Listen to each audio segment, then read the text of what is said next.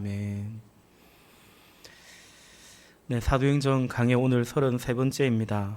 오늘 본문에서 사도행전의 무대가 예루살렘에서 다시 또 안디옥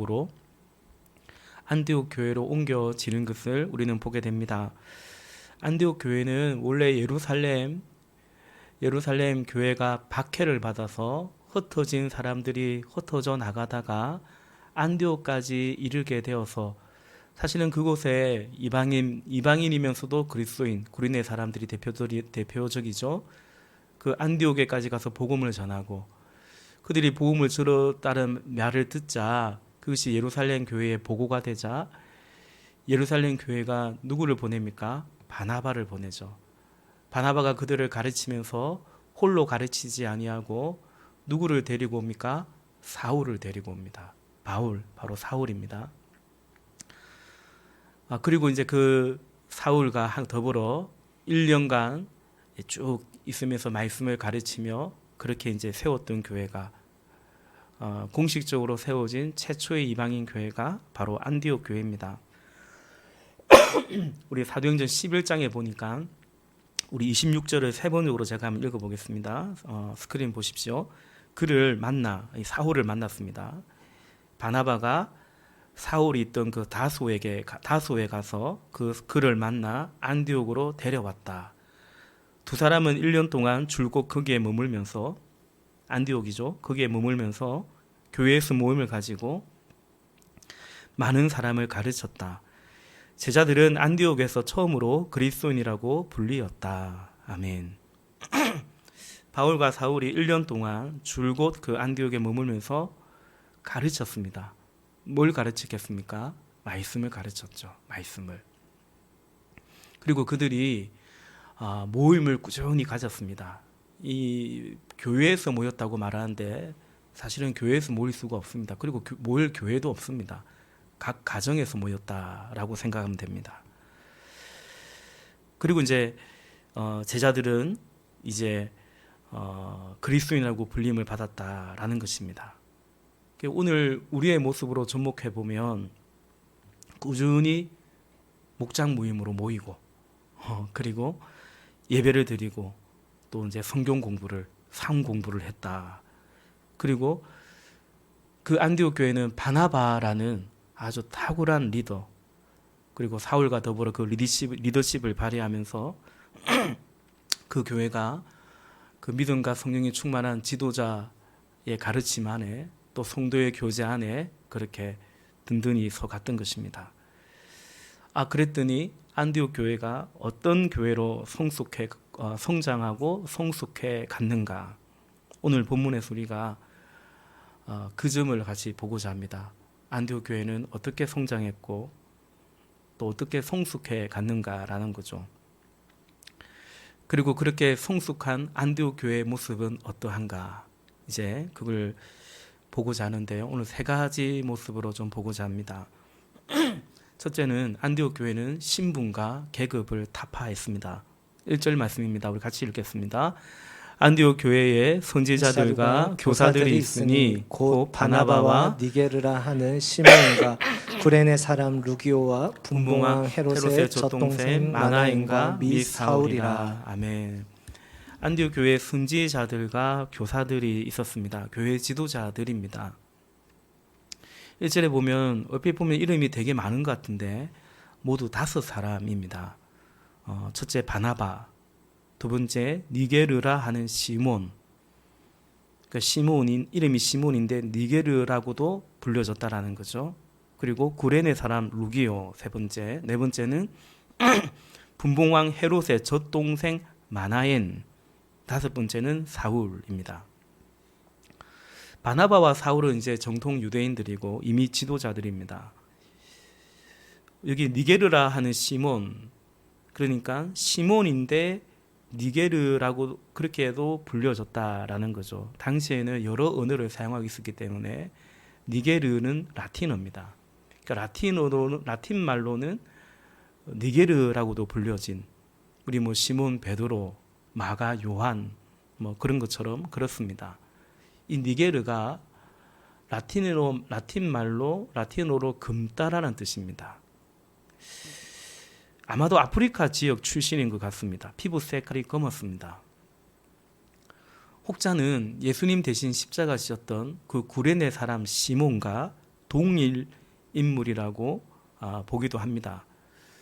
그러나 그렇지 않다고 보는 견해도 그에 못지않게 많습니다. 확실치가 않습니다. 또 이제 구레네 사람 루기오가 나오죠.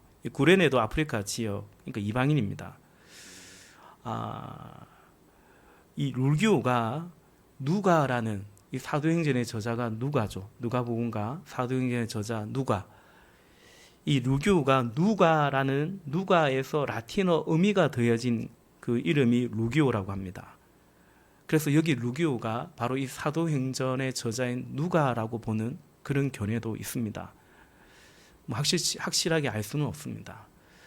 또 이 루기오라는 이름이 성경에 어디 등장하냐면 로마서에서 바울이 마지막에 이제 편지를 마무리하면서 여러 성도들에게 안부하거든요. 그때 루기오에게도 이제 안부 인사를 전합니다.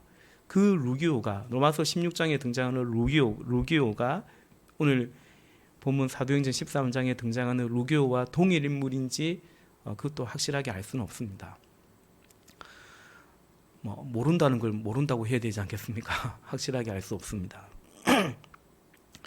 네 번째는 분봉왕 헤롯의 젖동생 마나엔입니다.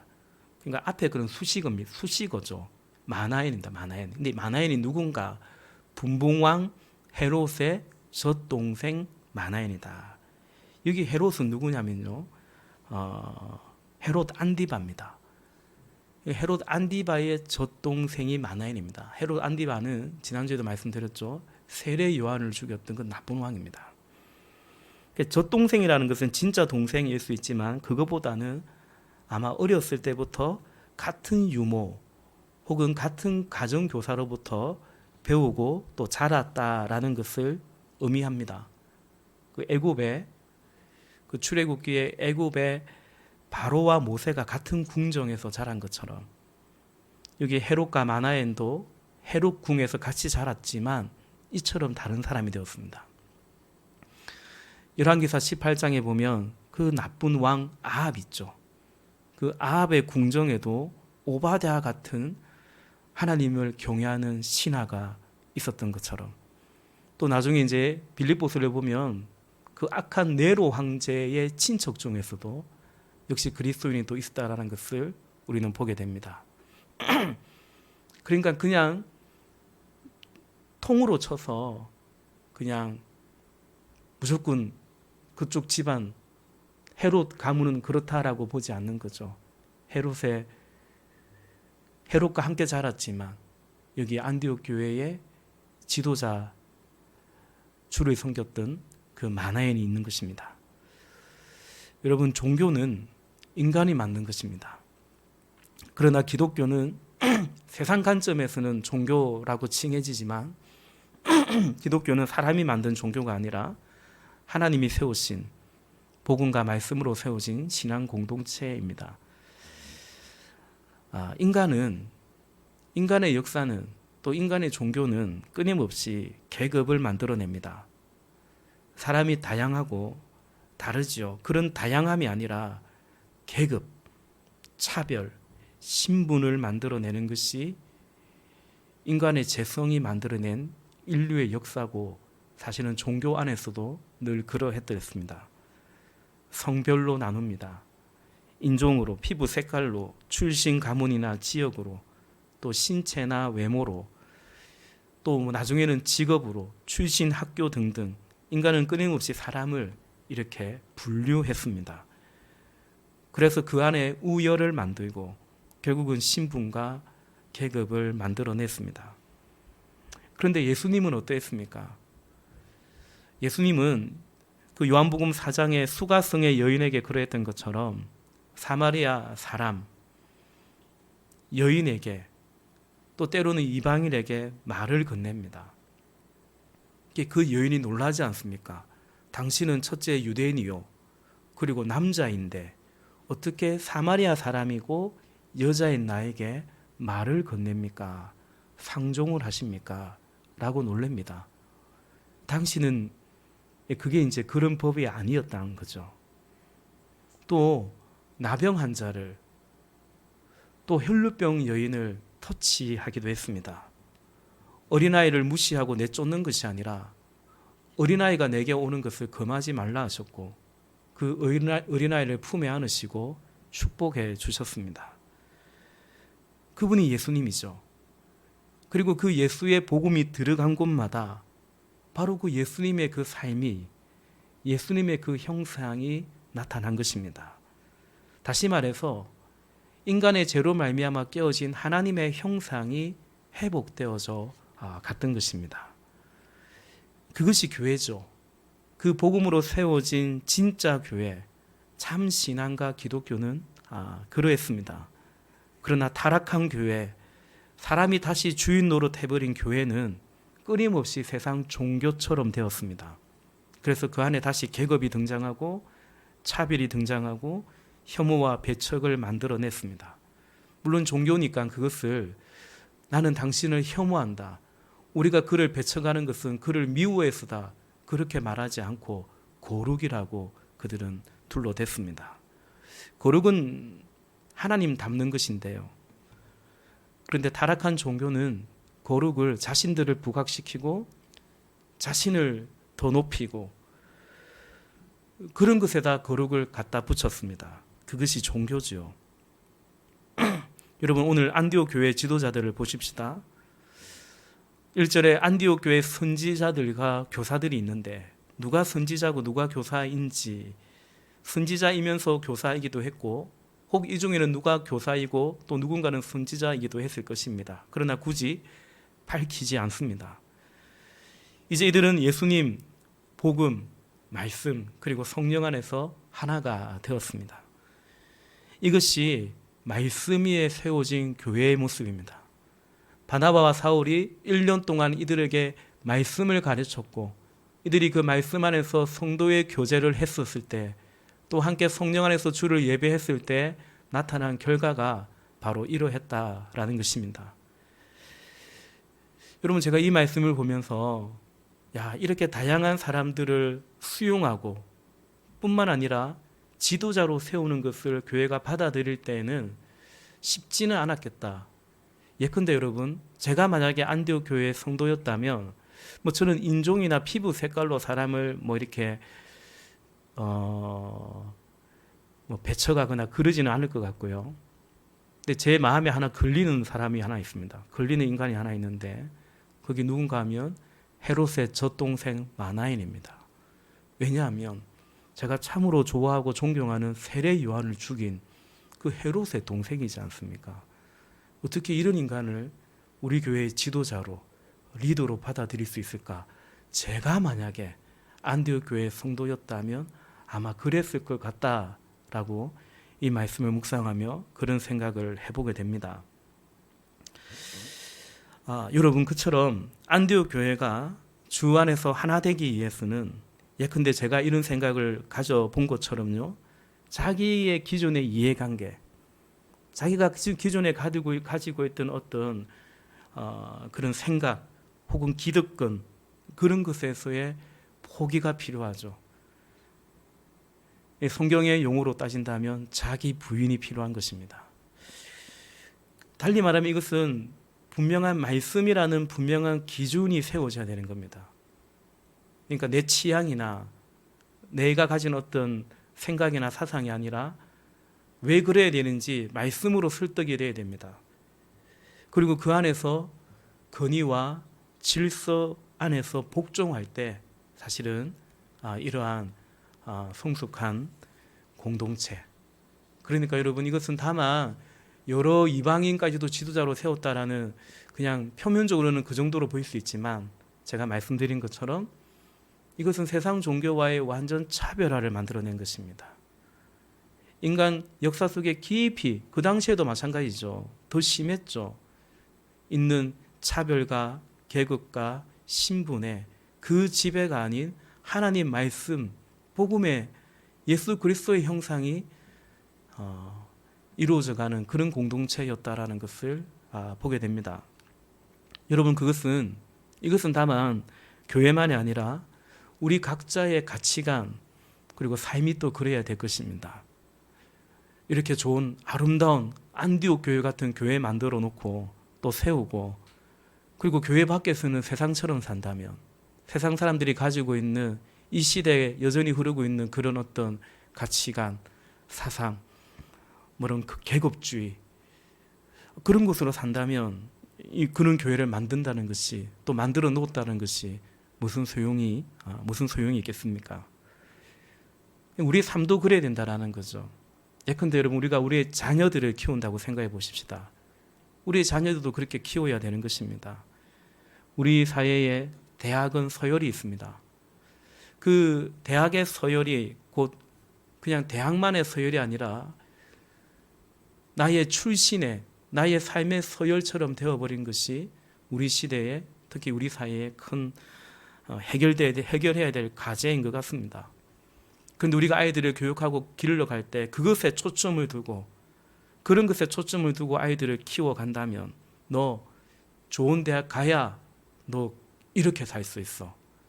좋은 대학 가지 못하면 넌 이런 사람이 되는 거야.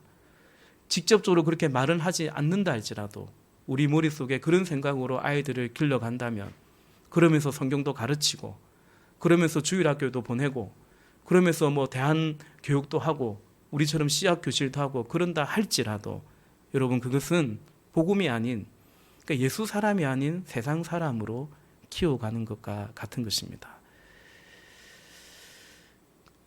그런 의미에서, 어떤 의미에서 보면 여러분, 세상과 다르게 우리의 자녀들을, 또 사실 이미 훌쩍 커버렸지만 우리의 청년들까지도 세상과 다르게, 달리 말하면 세상에 저항하며 살도록 우리는 분명 세상과 다르게 키우고 가르쳐야 되는 것이죠. 여러분, 쉽게 말해서 아주 단순하고 명확하게 하나님 나라를 이루고 회복해 가는 것, 그것이 성도이고 교회입니다. 그건 곧 하나님의 형상이 회복되는 거죠. 여자는 사람도 아니야. 지금 이런 말 했다간 큰일 나겠죠. 그러나 예수님 당시 그랬지 않습니까? 사람을 카운터할 때 여자는 아예 카운터하지도 않았습니다. 예수 믿으면, 그러나 예수님을 알고 나면 여자는 사람도 아닌 게 아니라 그녀 안에 있는 하나님의 형상을 보게 되죠. 저는 연약하기 때문에, 하나님이 더 연약하게 만드셨기 때문에, 그래서 내가 힘으로 누르는 대상이 아니라 베드로 사도가 권면했던 것처럼 더 기이 여길 줄 아는, 그 당시에 그 말씀은 완전히 파격적인 말씀이거든요. 이방인은 버림받은 사람들이야. 그러나 예수님을 알 때 이방인은 하나님이 찾으시는, 그 역시도 하나님이 구원하기 원하시는 사람이라는 것을 알게 되죠. 날 때부터 속용되고, 날 때부터 혹은 살아가다 장애를 입은 사람들은 저주를 받은 거라고 말하는 시대에, 이제 복음은 그와 더불어 살아야 되며, 그리할 때 그것이 하나님께 영광 돌린다는 사실, 그것을 알게 됩니다. 오늘 내 옆에 있는 지극히 작은 자, 세상은 그런 사람을 함부로 대하고 무시하고, 그러나 이제 예수 안에서, 복음 안에서 그 지극히 작은 자를 예수님 대하듯이 하나님의 형상으로 보는 것이, 그게 이제 그리스도인이죠. 그리고 교회인 것입니다. 두 번째, 안디옥 교회는 예배가 예배이고 금식이 되었습니다. 우리 2절 말씀 같이 한번 보겠습니다. 2절 다시 같이 읽겠습니다. 시작. 주를 섬겨 금식할 때에 성령이 이르시되 내가 불러 시키는 일을 위하여 바나바와 사울을 따로 세우라 하시니. 아멘. 주를 섬겨, 여기서 섬겨라고 하는 이 부분을 새번역 혹은 공동번역은 예배라고 번역하고 있습니다. 이 원어의 뜻도 사실은 그렇습니다. 2절을 새번역으로 제가 한번 읽어보겠습니다. 그들이 주님께 예배하며 금식하고 있을 때에 성령이 그들에게 말씀하셨다. 너희는 나를 위해서 바나바와 사울을 따로 세우라. 내가 그들에게 맡기려 하는 일이 있다. 아멘. 에베소서에서는 이제 사도 바울이 빛의 자녀들은 빛의 열매를 맺어야 된다라고 말씀하면서 이렇게 권면합니다. 에베소서 5장 10절 말씀을 세 번으로 보면 주님께서 기뻐하시는 일이 무엇인지를 분별하십시오. 그러니까 주님께서 기뻐하는 일이 뭔지 고민하고 생각하고 그리고 분별하라라는 것입니다.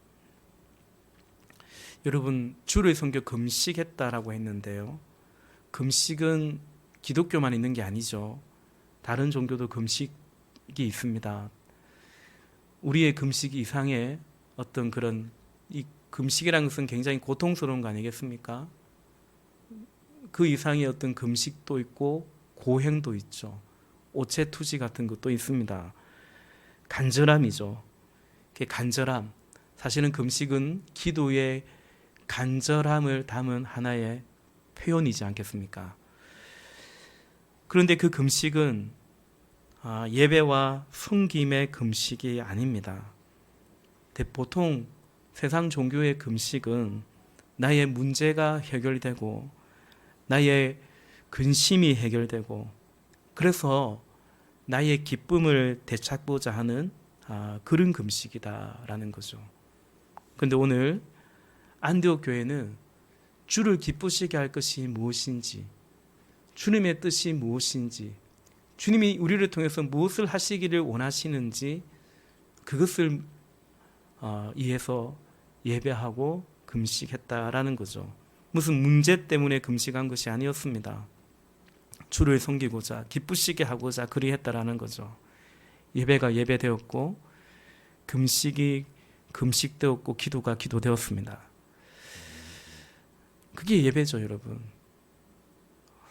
오늘날 예배조차도 주를 위해서 예배하는 것이 아니라 자칫하면 나를 위해서 예배할 수 있습니다. 오늘 예배가 좋았다 안 좋았다, 내가 만족했다 그러지 않았다, 그것으로 예배를 얼마든지 평할 수 있는 것이죠.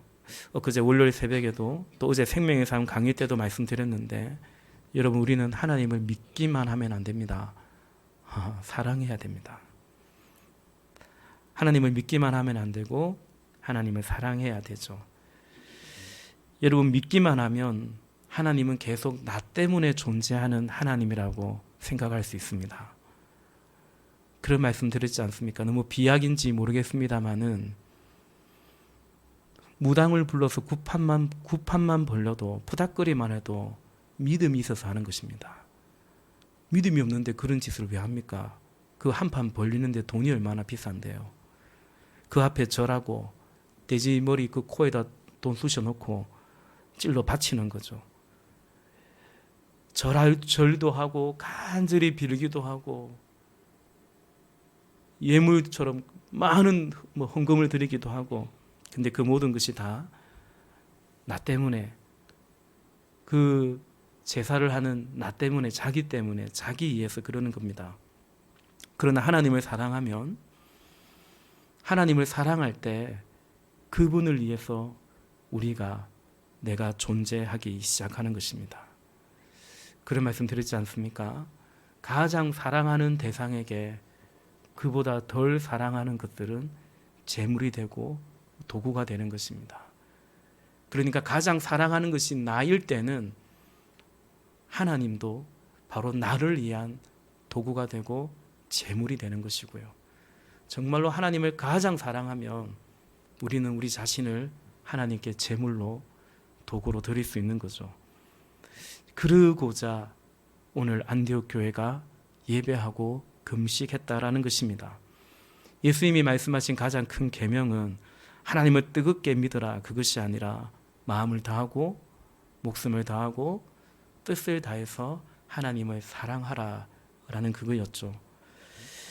종종 성도님들을 볼 때 세상 종교처럼 기도하고 세상 종교처럼 믿는 것이 아닌가, 그런 염려가 들 때가 있습니다.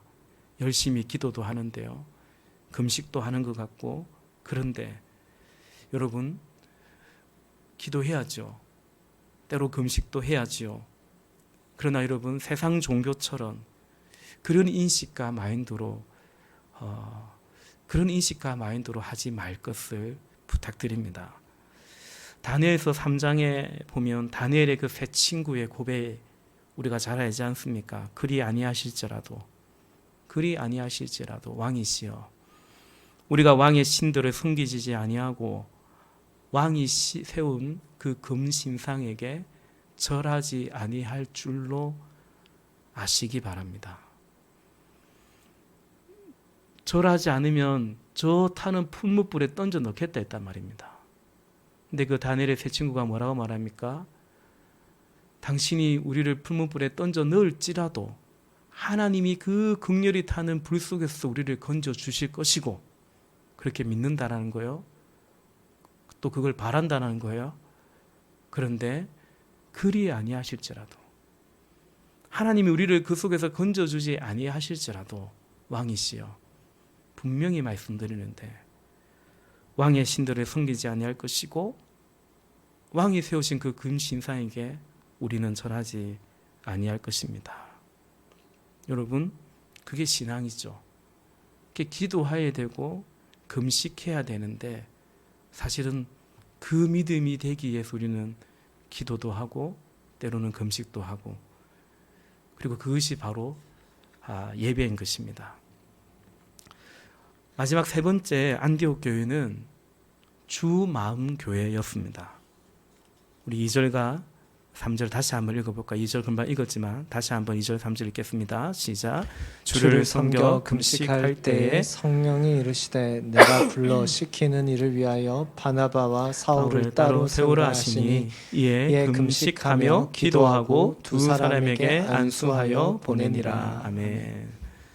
제가 몇 주 전에 1부에서는 말하지 않고 2부 예배에서 아마 주 마음 교회 얘기한 것 같습니다. 제가 개척하고 나서 얼마 후에 천안에, 기억에 천안인 것 같아요. 가는데 그 조금 외진 곳에 교회가 하나 있는데, 교회 간판이, 그 상가에 있는 교회가 하나 있는데 간판이 주 마음 교회였어요. 너무 그 교회 이름이 마음에 와닿고 좋은 거예요. 안 그래도 우리 교회 이름 길다고 사람들이 계속 막 그런 얘기 하는데, 그때 그런 얘기들을 했었는데, 야, 저 교회 이름 그래 길지도 않고 보배로운 예수 교회 이름이 제일 좋죠. 근데 뭐 교회 이름이 뭐 다 좋죠. 근데 주 마음 교회가 너무 좋은 거예요. 다음에 또 교회 이름을 지을 일이 있으면 주 마음 교회라고 내가 혹시 나에게 또 다시 한번 교회 이름을 지을 기회가 된다면 그래야겠다. 그냥 혼자 그 생각했더랬습니다. 주님 마음을 품는 그런 교회인가 아닌가. 그런데 최근에 우리 가정교회 사역원 홈페이지에서 새로 회원 등록하는 교회가 있는데, 그 회원 등록한 교회 이름이 주마음교회인 거예요. 그래서 제가 그 교회 이름이 주마음교회인데 홈페이지 주소가 링크가 걸려 있길래 제가 한번 따라가 보니까 주마음교회 홈페이지로 들어가는데, 근데 그 교회 이름 앞에 우리 교회 주보에 보면 영혼 구원하여 제자 삼는 보배로운 예수교회 이렇게 슬로건처럼 되어 있는 것처럼, 그 교회는 뭐라고 적혀 있냐면 주님 마음대로 쓰는 주 마음 교회 이렇게 되어 있는 거예요. 주 마음대로 쓰는 주 마음 교회. 그걸 읽으니까 이 교회 이름이 더 마음에 드는 거예요. 하나님, 저도 종종 그런 말씀 드리지 않습니까? 하나님 마음대로 그냥 편하게 쓰실 수 있는 그런 교회면 좋겠다. 너무 우리 눈치 보지 말고, 그죠? 당신 말씀하고 싶으신 거 말씀하시고, 시키고 싶은 거 시키시는 우리 교회가 그런 교회이기를 우리가 바라고 또 기도하고, 그런 말씀 제가 드렸지 않습니까? 오늘 본문 안디옥 교회를 보는데 주 마음 교회가 떠오르는 거예요. 그 설교 제목도 주 마음 교회입니다. 주님 마음대로 쓰시는 교회. 오늘 보니까 주님께서 내가 불러 시키는 일을 위하여 이 바나바와 사울을 따로 세우라, 그렇게 말씀하지 않습니까? 그럴 때 이 안디옥 교회가 안 됩니다. 뭐 굳이 따로 세워서 보낼 것 같으면 다른 사람 안 되겠습니까? 여기 바나바와 사울은 우리 교회의 너무 핵심적인 인물입니다. 뭐 쉽게 말하면 담임 목사이고 뭐 그런 분들 아닙니까? 특히 바나바는 안디옥 교회에서. 그런데 보내라고 하면 어떠냐는 거죠. 혹은 좀 더 보내야 된 나중에 보내면 안 되겠습니까? 아직 우리도 막 그래 오래된 교회도 아니고 이제 뭔가 조금 1년 돼서 교회가 딱 이렇게 자리 잡고 서가려고 하는데 보내라 하면 어떻게 합니까? 보내는 보내겠는데요. 나중에 보낼게요. 안디옥 교회가 그렇게 오늘 본문에 그게 아니죠. 3절에 보니까 이에 금식하며 기도하고 두 사람에게 안수하며 보내니라. 그러니까 지명된 사울과 바나바 두 사람만이 아니라 교회가 함께 순종하고 그리하여 이 두 사람을 파송했다라는 것입니다. 여러분, 안디옥 교회는 말씀 위에 세워진 교회입니다. 말씀이, 복음이, 예수님이 존중을 받고 있습니다. 성령이 말씀하시고 주 마음대로 쓰시는 그런 교회이고 성도였습니다. 주님 말씀하시면 내가 나아가겠고 주의 뜻이 아니면 내가 멈춰 서리이다.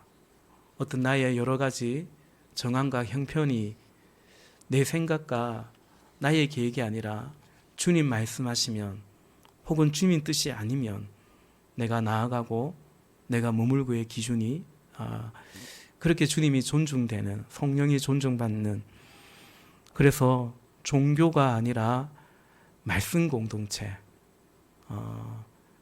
참 교회, 그게 안디옥 교회였습니다. 어떻게 해야 되겠습니까? 그런 교회가 있었더라. 그게 아니죠. 그런 교회가 있었더라라는 것을 알 뿐만 아니라 오늘 우리가 이런 교회가 되기를, 또 이러한 성도가 되기를 바라서 오늘 주님이 우리에게 이 말씀 주시는 줄로 믿습니다. 이 말씀을 받아들이기를 결정하고 결단하기를 바랍니다. 알 뿐만 아니라 성경을 아는 게 중요한데요. 사도행전 13장에는 이런 기사가 있었지,